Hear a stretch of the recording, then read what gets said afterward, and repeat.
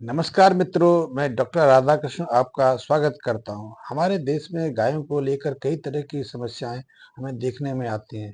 पहली समस्या तो यही है कि हमारी जो देसी गाय हैं बहुत कम मात्रा में दूध देती हैं। उनको दूध देने की क्षमता दुनिया में सबसे कम है।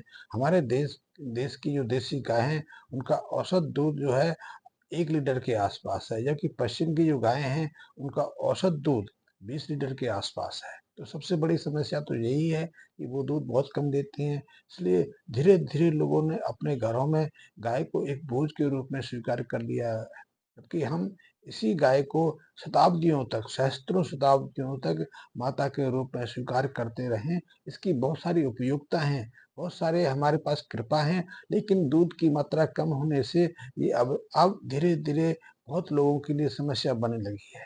गाय के संबंध में दूसरी समस्या ये है कि इसकी बछिया पर्याप्त विलंब से हीट पे आ पाती है, गर्मी पे आ पाती है, गर्भ धारण कर पाती है। हमारी देसी गाय की जो औसत गर्भ धारण करने की जो उम्र है, वो 3 साल के आसपास है। यानी साढ़े 3 साल के बाद तो वो माँ बन पाती है। तीसरी समस्या जो बहुत प्रमुख समस्या है और अब समस्या ने बहुत गंभीर रूप धारण कर लिया है, वो बार-बार रिपीट होना। बार-बार गर्भ धारण करना, बार-बार आप उसको कंसीव कराते हो, आप उसको नंदी के साथ में सहवास कराते हो और बार-बार वो गर्भ गिरा देती है, रिपीट कर देती है और रिपीट की समस्या बहुत तेजी से बढ़ रही है। ये समस्या हमारे देसी गाय के साथ ही नहीं, दूसरी जो डेयरी में गाय रखते हैं, आजकल तो हमारे देश में जो दूसरी क्रॉस्ड गाय हैं, जो संस्कारित गाय हैं, जिनको दूसरे सीमन के साथ में पैदा किया है, उनमें और जो विदेशी गाय हैं, उनमें भी ये समस्या बहुत तेजी से बढ़ रही है। और जब हम देसी गायों को एक स्थान से दूसरे स्थान पर ले जाते हैं, तब ये समस्या और भी तेजी से आ जाती है। वहाँ वो सामान्यतः अपने प्राकृतिक प्रक्रिया से हिट पे नहीं आ पाती हैं, या आती हैं तो बार बार रिपीट कर जाती हैं। रिपीट को लेकर हमारे गौपालक, हमारे वो गाय पालक हैं, बहुत परेशान हैं। तो आप इस रिपीट की समस्या से तो सहजता से मुक्त हो सकते हैं। इस समस्या पर तो सहजता से नियंत्रण स्थापित कर सकते हैं कि बार बार रिपीट होने के पीछे कुछ कारण रहते हैं। पहला कारण तो यही है कि ज्यादातर गायों के पेट में कई तरह के जो कीड़े हैं, कई तरह के जो वर्म्स हैं, वो पलने लग जाते हैं। ये समस्या बहुत बड़ी गंभीर है, क्योंकि हम गाय के खान-पीन पर, उसके रहने पर, उसके चरने पर कुछ ज़्यादा विशेष ध्यान नहीं देते।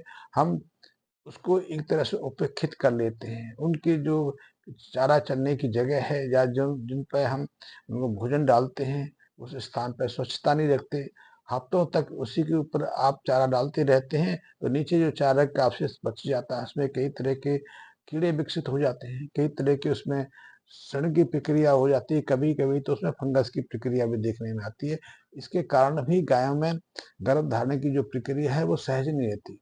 तो पहले तो गायों में एक पेट के कीड़ों की समस्या बहुत ऐसे देखने आती है। दूसरी, जब उनमें कई तरह के पोषक तत्वों की कमी भी देखने में आई है।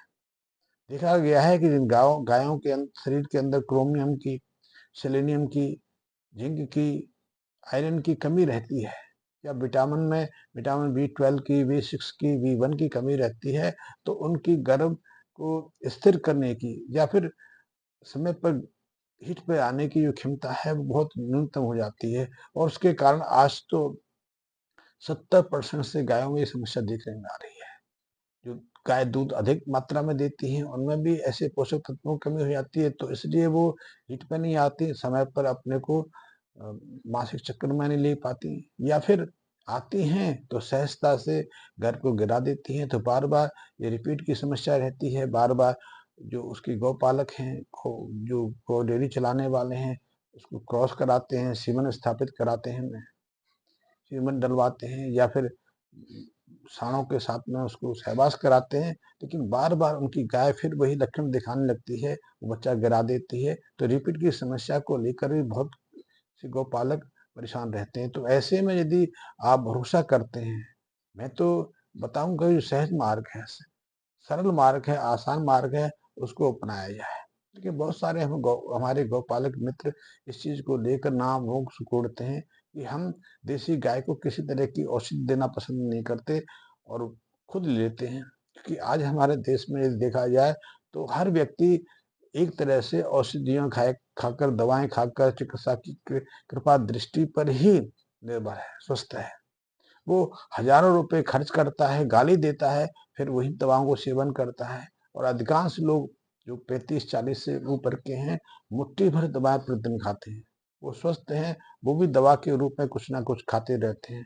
आपने एक चीज़ देखी होगी, पुरुषों में एक कमी सहजता से वो अपना लेते हैं कि पौरुष शक्ति की कमी है। तो जैसे ही उनमें लगता है कि उनके अंदर पौरुष शक्ति की कमी है, तो पौरुष शक्ति बढ़कर दवाएँ खोजने लगते हैं और किसी भी कीमत पर उसको प्राप्त करना चाहते हैं। तो दवाएँ खाने का तो प्रचलन बहुत तेज़ी से बढ़ रहा है। रोग की दवा तो खाते ही खाते हैं, सहजता से बिना किसी कारण से भी खाते हैं। बहुत सारे मित्र एसिडिटी की दवा खाते हैं, गैस बनने की दवा खाते हैं, पेट साफ करने के लिए दवा खाते हैं, ताकत की दवा खाते हैं। और जब बीमार पड़ते हैं तो भी दवा खाते हैं, तो वहाँ वो उनको किसी तरह का परहेज नहीं होता है। लेकिन यदि गाय के लिए कहा जाए कि यदि उसमें कुछ असमानता है, उसके अंदर कुछ परेशानी खड़ी हो गई है और ऐसे में आप सहज मार्ग को अपना लें, तो वो सहज मार्ग नहीं अपनाते, असहज मार्ग कि भाई ये कर लो, पक्का नुस्खा है।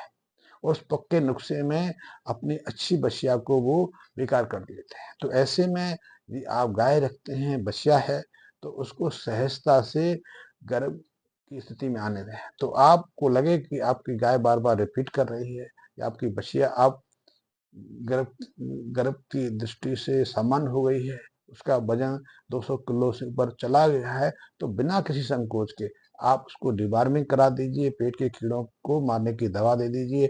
बहुत सारी दवाएँ उपलब्ध हैं और देसी उपचार भी इसके लिए अपना सकते हैं। दूसरा है कि आप अपनी गाय को कभी रिसेप्टल या गायनारिच का एक इंजेक्शन लगा सकते हैं। ये बहुत अद्भुत इंजेक्शन है, ये हार्मोन इंजेक्शन है। जैसे जैसे ही आप गाय की पुट्ठी में 2 ml का ये इंजेक्शन लगाएँगे, वो 2, 4, 5 दिन में हीट के लक्षण दिखाने लगेगी। अपने अंदर वो गर्भ धारण करने की स्थिति में आ जाती है। तो आप पहली बार जब वो लक्षण दिखाए, उसके ये लक्षण 10, 12, 15 घंटे तक रहते हैं, तब तक आप कंट्रोल रखिए, नियंत्रण करिए, उसको क्रॉस नहीं कराइए, उसमें सीमन मत रखवाइए।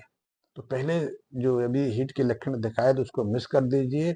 फिर जब दोबारा से 12-15 दिन के बाद, 20 दिन के बाद वो हीट में आने के लक्षण दिखाए, तो आप उसको नमती के साथ सहवास करा सकते हैं या फिर सीमन रखवा सकते हैं और तत्काल 10 घंटे के अंदर अंदर उसको दोबारा से उसी रेसिप्टल या फिर गाइनारिच का इंजेक्शन लगा दें। इन दोनों की मात्रा 2 ml के ऊपर आसपास रहती है, पुट्ठे पेन को लगा सकते हैं।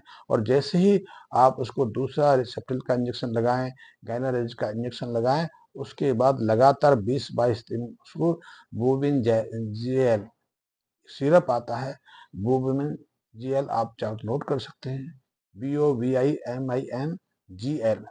ये 7 ml के आसपास एक डोज होती है। तो लगातार 20 दिन 7 ml अपने गाय को या बछिया को ये सेवन कराते रहिए। ये सूक्ष्म जो खनिज तत्व हैं उनका मिश्रण है और ये बहुत आवश्यक है ताकि रिपीट की समस्या से आप पूरी तरह से भयमुक्त हो सकें। तो आप वो दे दीजिए। इसके अलावा आप चाहें तो अपनी गाय को, अपनी भैंस को क्रॉस कराने के साथ में कुछ शक्तिवर्धक आप पीवी देना शुरू कर दीजिए, मिनरल मिक्सचर शुरू करा दीजिए।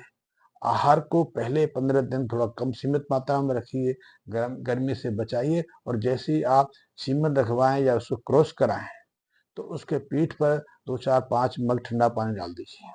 उसे सहजता से, आसानी से ठंडे स्थान पर बैठ जाने दीजिए और 1-2 दिन उसके ऊपर थोड़ा ध्यान रखिए, उसको उत्तेजित ना हो, वो तेजी से चलने फिरने का प्रयास ना करें, दूसरे पशुओं से बचा के रखिए। तो आप देखेंगे कि जो आपकी बार-बार रिपीट की समस्या है, बार-बार गर्भ गिराने की समस्या है, आप कैसे सहजता से मुक्त होते हैं। लेकिन आप यदि प्रयास करेंगे तो गाय की जो क्षमता है, दूध देने की क्षमता है या गर्भ ना धारण करने की क्षमता है, उससे आप सदैव के लिए मुक्त भी हो सकते हैं यदि थोड़ी-सी ध्यान सावधानी रखें। तो सावधानी तो पहली यही है कि उसके आहार पर, उसके पोषक तत्वों पर थोड़ा ध्यान केंद्रित किया जाए, उसको पर्याप्त पोषक तत्व प्रदान किए जाएँ। यही कमी हमारी गाय के अंदर है। क्योंकि देखने में आया है कि हमारी अधिकांश गाय हैं कुपोषित हैं, उनके अंदर बहुत सारे पोषक तत्वों की भारी कमी है। इसलिए उनका सामान्य शारीरिक विकास भी संभव नहीं हो पा रहा है और शरीर के जो सामान्य लक्षण हैं, उनको प्रकट करने में भी विलम्ब होता है। तो यदि आपकी गाय में बार-बार रिपीट की समस्या है, इस छोटे से प्रयास से, इस छोटे से सावधानी से, इस छोटे से उपचार से सदैव के लिए दूर हो सकती है। धन्यवाद मित्रों।